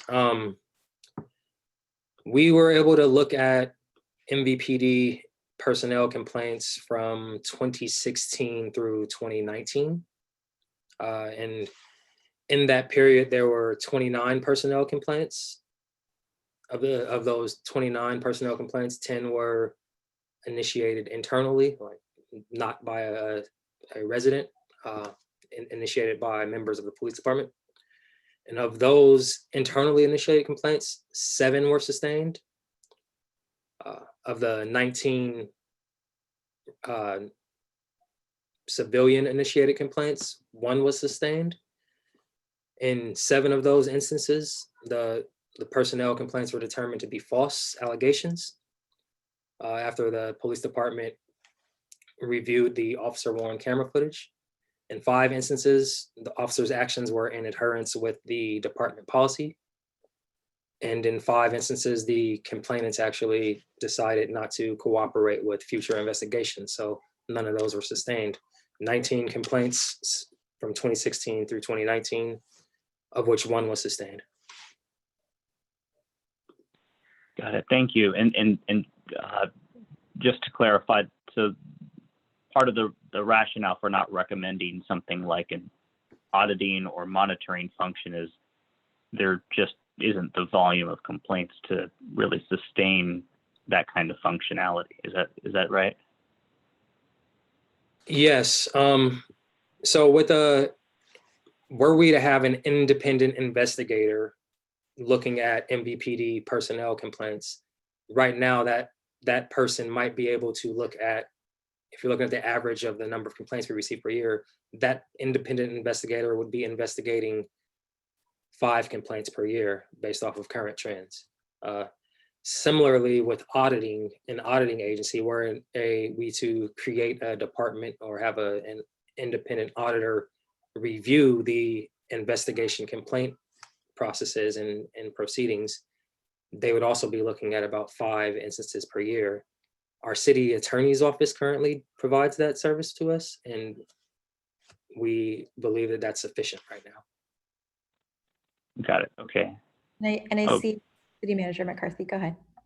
Thank you, Vice Mayor Kamei. I would also note that a more investigative and auditing function is very much not community involved at all, in the sense that it tends to be someone that the city would contract with to provide that. And then the public may or may not get the results, depending on the legalities of it all, or what the auditor investigator would find. So I think what we were really looking for and what we were striving for was the more collaborative model, to where it would be more interaction between the community and the police department, as opposed to a more outside function. Got it. Okay, thank you. That's very helpful. And then, so I think you did a good job sort of touching on this as well in the presentation. The primary difference between a task force and the body that staff is recommending that we create is that this new body could be sustained over time, as opposed to a time-limited task force.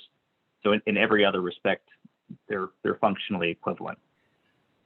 Functionally, yes. A task force would probably, by design, include more people initially. Like other cities who have task forces have like 13 to 20 task force members who are focused on these matters for that fixed period of time. What we're recommending is a body of up to 7 members who would be exploring policing issues and making recommendations on public safety matters, but on a sustained basis. Additionally, they'd hold public forums where members of the community can come in and make a comment on any public meeting and raise an issue that they weren't privy to. Got it. Okay. Thank you very much. That's all I have. Great, thank you. So I think given that these are the questions, we can move on to public comment after this. So I will, so our meeting is scheduled to end at 7. So in order to ensure that we are able to hear from all speakers and make sure that we progress through the meeting, speakers will be allowed up to 90 seconds to speak. So I know we have a few hands raised, but if not, please feel free to raise your hand in the Zoom or press *9 on your phone. And may I ask if Ms. Seymour Ramberg, you might keep time again?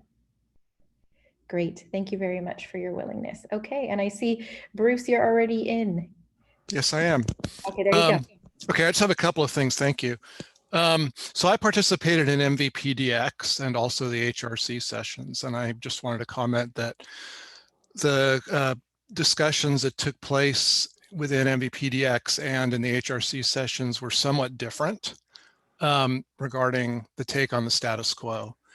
And I'm just saying that because you might need to contend with that ultimately, your subcommittee in some way. That said, forming this advisory body sounds very good to me, but how it's set up is going to be crucial. I served on the Bicycle Pedestrian Advisory Committee for a number of years, and there are always questions of effectiveness, like how much is the feedback that comes from the advisory bodies paid attention to? It varies quite a bit, and I'd like to see that strengthened across the board for all advisory bodies. But if this one is formed, it's going to be important that what they feedback is actually used and put into play where appropriate. And on the question of whether it should be public safety and not just the police department, I totally agree with that for the reasons stated. It's the question really does cover the fire department and emergency services and mental health services and a variety of other things that have been talked about within the community. And so I really urge you to make this full public safety in its scope. And also mention that Sunnyvale, their police department falls within a department that's comprehensive like that. I think it's actually called the Public Safety Department. Thank you. Thank you. Great, thank you, Bruce. All right, Reba Cohen? Oh, did you? I think I see, it's okay. Okay, Sorry. Alexander Brown. Oh, I didn't expect to go so early. Hey, all right. So first off, I also was a member of MVPDX Cohort 1, and I want to thank Wally, Armando, Mike, Saul, and especially Katie for putting it on. I really appreciate the time and effort that they put into it. I don't recall anyone saying they came in expecting to hate the PD. But yeah, I hope that going forward that the subsequent cohorts are going to get more focused on real feedback, because though I appreciate all the information that I and my fellow cohort members gained, I don't feel like it functioned as a two-way street. For tonight, I think that the recommendation for a more holistic view, acknowledging the diversity of agencies that serve the function of public safety, is great. But I think that a body that has oversight needs to have some authority and some teeth in order to get buy-in from the members and also trust in the community. I too have noticed that advisory bodies for the city tend to struggle to be heard by council often, and that often leads to disillusionment on the part of the members and also of the public. So I think that having more authority is going to be a better way to set up an institution that is trusted by Mountain View's community going forward. Thank you. All right, thank you. All right, Reba Cohen.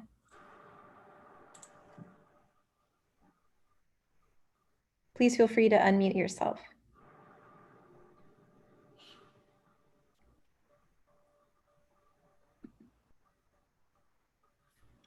Reba, are you there? Reba Cohen? Please feel free. You can just unmute yourself. Yeah, I didn't have a comment. I don't know. Oh, okay. Okay. Your hand was raised, but I think we have a way of lowering it. All right.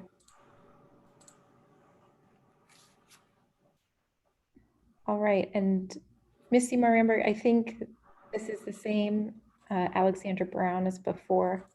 I think. All right. Does anyone else have any comments?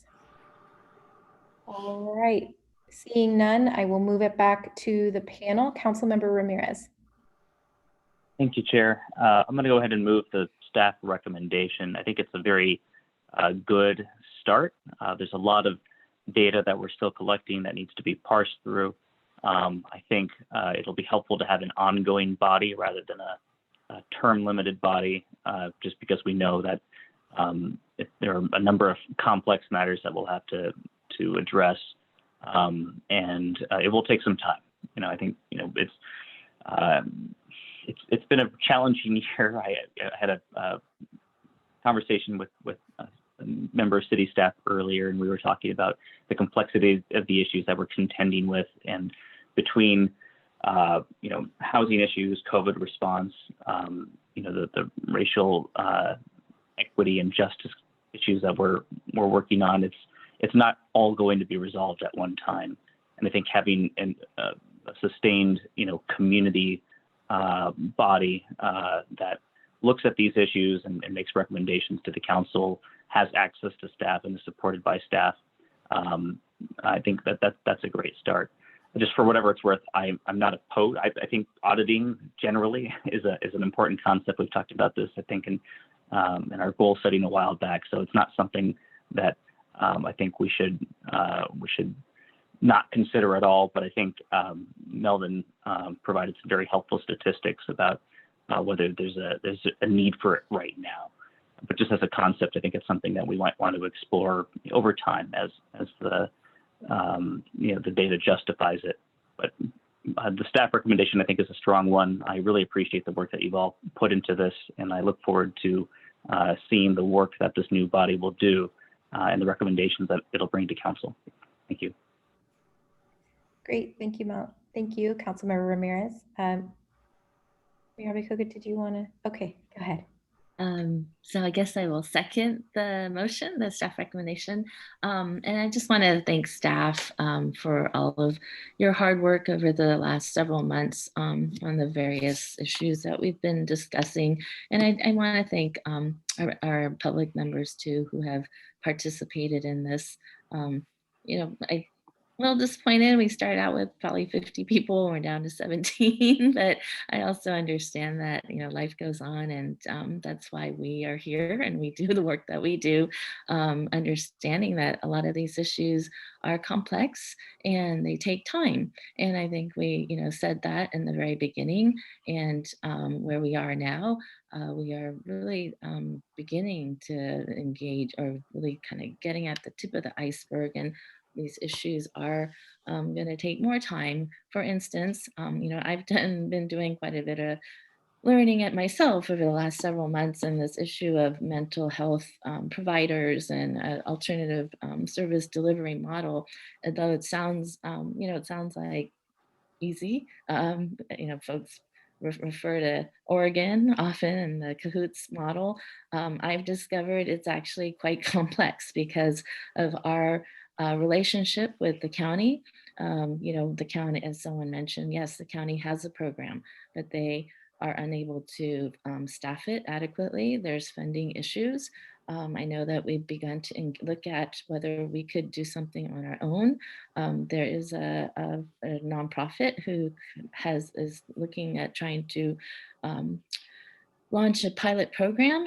If we want to talk about just in terms of the delivery and the vehicles, if rather than having folks transported in police cars, let's say we wanted ambulances to transport them. Well, the issue is the ambulances is not a city run program. It's run by the county that contracts out to a private provider.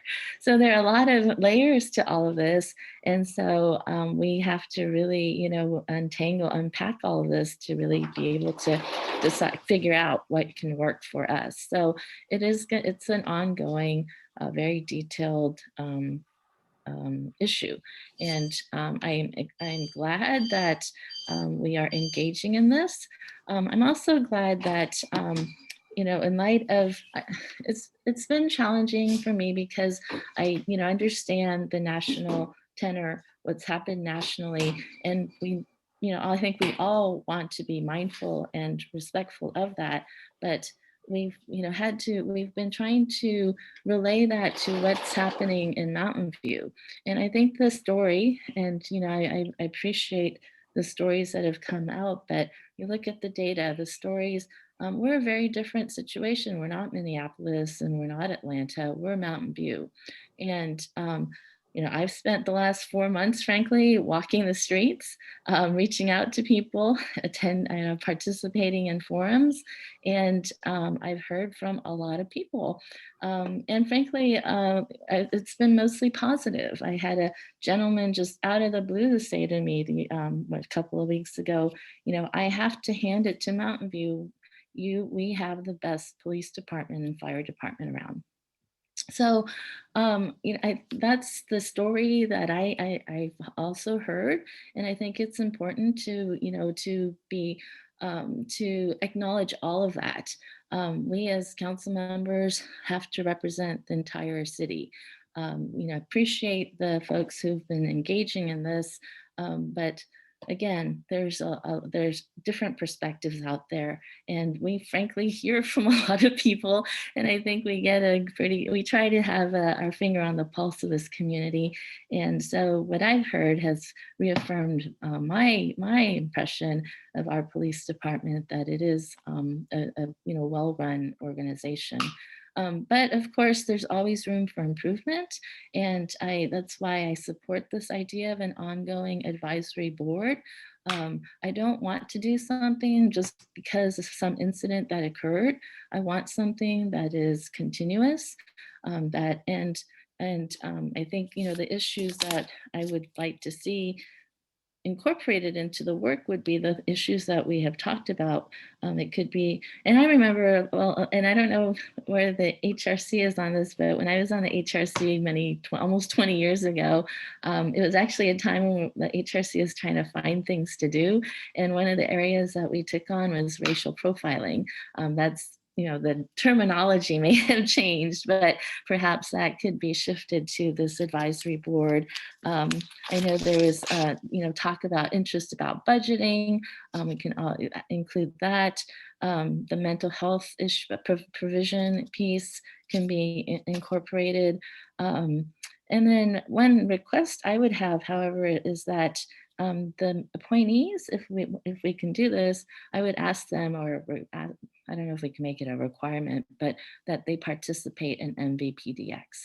And I look at this advisory board as, a very important when it's to get resident perspective, opinions, but also I hope that from a deeper dive into how public safety is administered in our city, these residents can also be, like we talked about, ambassadors to the larger community. Because the reality is I think this idea of public safety is kind of a mystery to many people. There's not a lot of, and I don't expect folks to understand the ins and outs. I mean, it took me quite a few years to really delve into, how does the fire department work? How does EMS work? How does the police department work? So I would hope that this advisory board could help in educating the community about what public safety is and how it's administered in our cities. I wanted to say to the Bruce England's comments about advisory boards and commissions, I take them very seriously. I served on two myself. And so I've always been very cognizant of the recommendations that our advisory boards and commissions bring to us as council members. But I do also, having been on the commissions and now on council, understand the difference, and that the advisory boards and commissions are, in fact, that they're advisory. They provide recommendations. Ultimately, however, the job of the council, it's the job of the council to set the policy and make the decisions based on the recommendations we received. So I just want to be clear that I hear this desire to have more authority, but it's just how the system is set up. It's really the council that has to make the policy. So, there's always opportunity every 2 years to run for council if that's of interest for folks. So I just I want to clarify that. But again, thank you to our staff. Thank you to my colleagues on this committee. This is great work that's been done. I'm very proud of the work that's been done. And I look forward to making this recommendation to the full council. Thank you. Thank you, Mayor. Councilmember Ramirez, I see your hand up. Is that again, or do you have more? Sorry about so one thing that the mayor said that inspired me to remember something that I wanted to include, and that's, I think the demographic data that we're collecting is very important to me, and it's important to all of us because there may be different communities within the city who have different perspectives, and sort of putting all of the input in one category without being able to distinguish who said what can have the effect of sort of eliminating a key voice, right? If we're finding one community. And I think what you had said, Audrey, about the forum that was conducted in Spanish is particularly important, because that's a community that's a little bit more challenging to reach, and may have some thoughts that are different from what you may hear in the English forum, for instance. And so making sure that we do as good a job as we can to make sure that we're not losing those voices in the input that's being provided. But beyond that, I think this is a very good start. Thank you. Okay, great. Thank you. So before I get into my kind of comments, I do want to echo the thanks to our staff, to our HRC, and to the public. I've been reflecting a lot, actually, since we've been put back into this purple tier. And I would say, one of the things I think about often is kind of what we've tried to create as a tagline through this pandemic, which is Together MV. And I'm really hoping that the recommendation that this subcommittee, will put to the full council is a product of Together MV. The 4 listening sessions, the events through the library, MVPDX. I hope this is a way for our community to come together. And in light of the tragedies that have been occurring in 2020, I would also say the COVID pandemic disproportionately affects people of color and communities of color, right? So I just don't want that to be lost. I know a big focus has been on policing, but I think that at least for myself, I'm interested in all of the inequities that we're facing in our community, and how we can do that holistically. So in that vein, I just wanted to ask staff, as we're thinking about this item coming back to the full council, I think it would be helpful to also understand the timeline of this ad hoc subcommittee. So, we've talked about equity-based budgeting. We're talking tonight about this public safety advisory body. We've, talked about a couple of different things. And so I think in terms of just providing that transparency to the public, are there things on our work, kind of our just work plan, loosely, that we will continue to work on, or is this sunsetting? Ad hoc subcommittees tend to sunset. And so just providing some clarity. That doesn't need to happen tonight. That's why this is a comment, but I think it'd be really important for that kind of work to continue. And perhaps if it's not at the ad hoc subcommittee, is it when we're looking at council goal setting next year? So just wanted to plant that seed because, I think what I'm also hearing from our community is the call to action. So, not only the words, but also the actions behind it. And so I just wanted to say, since the ad hoc subcommittee is called, about race, equity, and inclusion, I think that still is a very important aspect. So just wanted to kind of put that out there. I think in terms of the staff recommendation, appreciate particularly Mr. Gaines walking us through the thought process of staff. And I'd like to also say, I think I'll be supporting the staff recommendation as well. And I think it's also that this is a first step. I see this as the first step, and the city will continue to do many different things in conjunction with setting up this advisory body. So, should the data that Mr. Stevenson is working on, in conjunction with the recommendations of the advisory board, point us in a different direction in terms of what the city should do, I think the council would be open to hearing to that. So I would say this is, to me, yes, just an initial moving in what I think is the right and correct direction, but we also have the ability to pivot if need be. I like that it is the full council will be appointing a 7-member body, and I really appreciate the idea that we have people from a variety of backgrounds and ages. I think, one of the listening sessions did include youth, and we have a youth advisory commission. I don't know if that would be something of interest to them, but serving as the Council of the Youth Subcommittee chair, I would love to see more youth engagement. And that's just one example, right? So I do think that there's a variety of perspectives that can come into that body.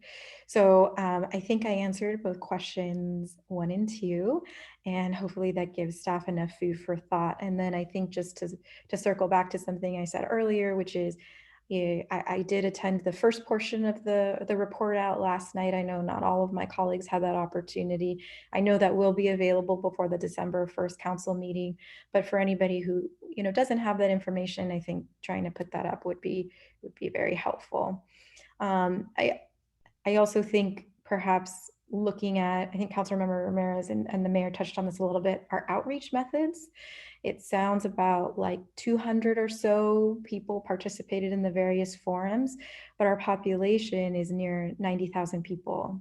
So I really want to make sure that we are meeting people where they are. So whether it's the scheduling of the times for the MVPDX or the outreach methods, I think that would be, that deserves some thought as well. And then I know that there will be, there's a recommendation, I think, for police command staff, as well as someone from the city manager's office to staff the advisory body. I think it'd be helpful too, for maybe the public to understand what command staff means. I think that's a pretty at least to me, that's kind of this term. And I would want to better understand, if I'm going to be on this body, what that really means, because I want to make sure my voice is heard, right? So I think perhaps just putting that in for the December 1st report could be helpful. All right. Yes, Mayor Abekoga, I see your hand.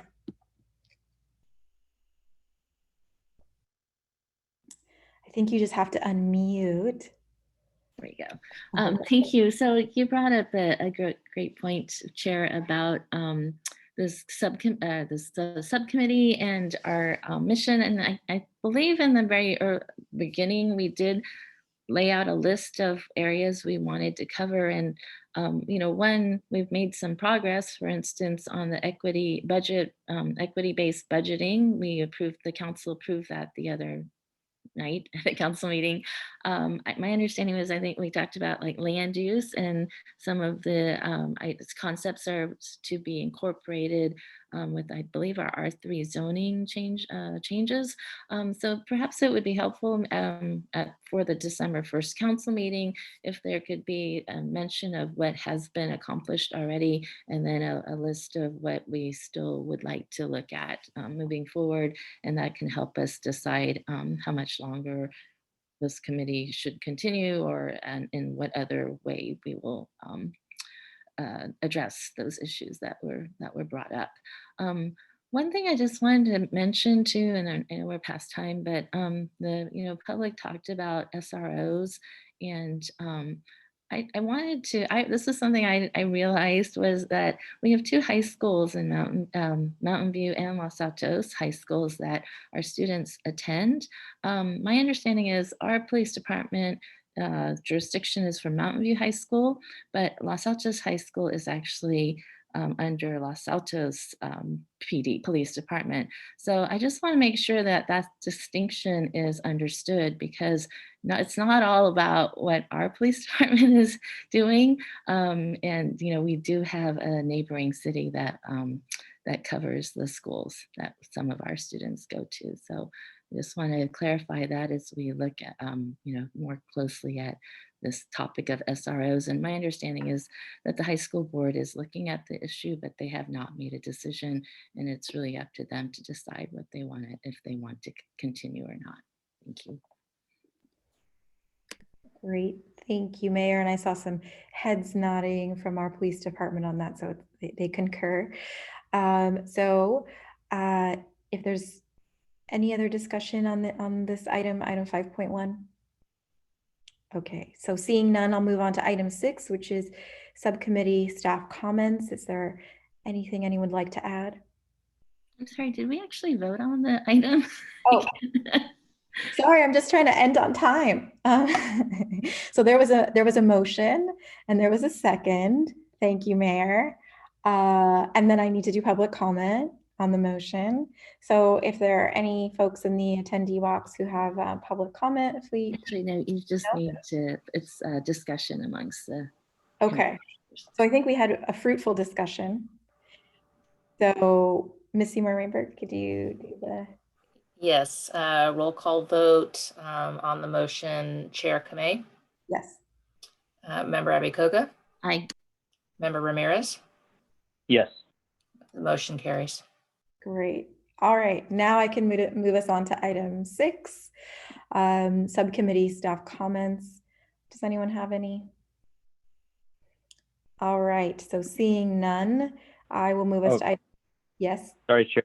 Just one really quick question about, so my understanding is this is our final meeting, right? Or is there an intention to know that there are more meetings planned? So Councilmember Ramirez, this is the final meeting for this year. And I think as the Vice Mayor noted, we will bring back the staff report on December 1st. And I believe the Mayor noted also there are certain things that we will make sure that we will incorporate in the December 1st staff report. And so if there are still remaining items that we need the subcommittee to provide feedback on, or we want to make sure that you have the information to then provide a recommendation to council, then I think we would look at that probably in the earlier part of 2021. But at this point, we don't have the actual meeting planned, but we would certainly make that public well in advance and determine what might be on the agenda for that once we bring forth everything on December 1st. Got it. Thank you. Great. All right. So anyone else? Okay. Seeing none, I'll move to item 7, which is adjournment. And this meeting is adjourned at 7:05 p.m. All right. Thank you very much to everyone. Really appreciate it. And I think I won't see everyone. So have a happy Thanksgiving. Stay safe. Stay inside. Thanks, everyone. Take care. Be safe.